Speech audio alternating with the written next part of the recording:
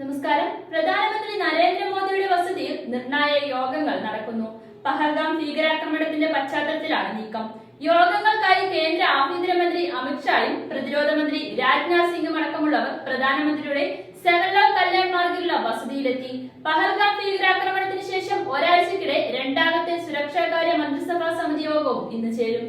പ്രധാനമന്ത്രി മോദി രാഷ്ട്രീയകാര്യ മന്ത്രിസഭാ സമിതിയുടെ യോഗത്തിന് അധ്യക്ഷതയും വഹിക്കും. തുടർന്ന് മന്ത്രിസഭാ സാമ്പത്തിക കാര്യ സമിതിയുടെയും യോഗം ചേരും. അതിനുശേഷം മന്ത്രിസഭാ യോഗവും ചേരും.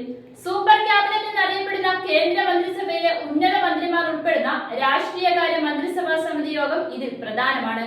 പുൽവാമ ഭീകരാക്രമണത്തെ തുടർന്ന് 2019 സൂപ്പർ ക്യാബിനറ്റ് അവസാനമായി ചേർന്നത്. ബാലാകോട്ട് വ്യോമാക്രമണത്തിലൂടെയാണ് അന്ന് ഇന്ത്യ പ്രതികരിച്ചിരുന്നത്. പഹൽഗാം ഭീകരാക്രമണത്തിന്റെ പശ്ചാത്തലത്തിൽ പാകിസ്ഥാന് തിരിച്ചടി നൽകുന്ന കാര്യത്തിൽ സേനകൾക്ക് പൂർണ്ണ സ്വാതന്ത്ര്യം നൽകാൻ കഴിഞ്ഞ ദിവസം പ്രധാനമന്ത്രിയുടെ നേതൃത്വത്തിൽ നടന്ന ഉന്നതതല യോഗത്തിൽ തീരുമാനമെടുത്തിരുന്നു.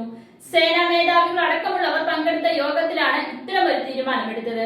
ദേശീയ പ്രാധാന്യമുള്ള പ്രധാന രാഷ്ട്രീയ സാമ്പത്തിക വിഷയങ്ങൾ അവലോകനം ചെയ്യുന്നതിലും തീരുമാനമെടുക്കുന്നതിലും രാഷ്ട്രീയകാര്യ മന്ത്രിസഭാ സമിതി യോഗം നിർണായക പങ്ക് വഹിക്കുന്നുണ്ട്. 2019 രാഷ്ട്രീയകാര്യ സമിതി യോഗം ചേർന്നതിന് ശേഷമാണ് ബാലാകോട്ടിൽ ഇന്ത്യൻ സൈന്യം വ്യോമാക്രമണം നടത്തിയത്.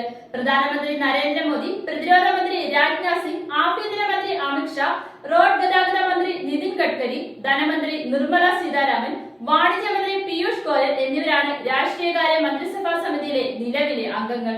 പാക് വിമാനങ്ങൾക്ക് വ്യോമപാത തടയുന്നതും കപ്പലുകൾക്ക് ഇന്ത്യൻ തുറമുഖങ്ങൾ വിലക്കുന്നതും ഉൾപ്പെടെയുള്ള തീരുമാനങ്ങളും പ്രധാനമന്ത്രിയുടെ വസതിയിൽ ചേർന്ന യോഗങ്ങളിൽ ഉണ്ടാകുമെന്നാണ് വിവരം. ഇതുവരെ കൈക്കൊണ്ട തീരുമാനങ്ങൾ മന്ത്രിസഭാ യോഗത്തിൽ വിശദീകരിക്കും.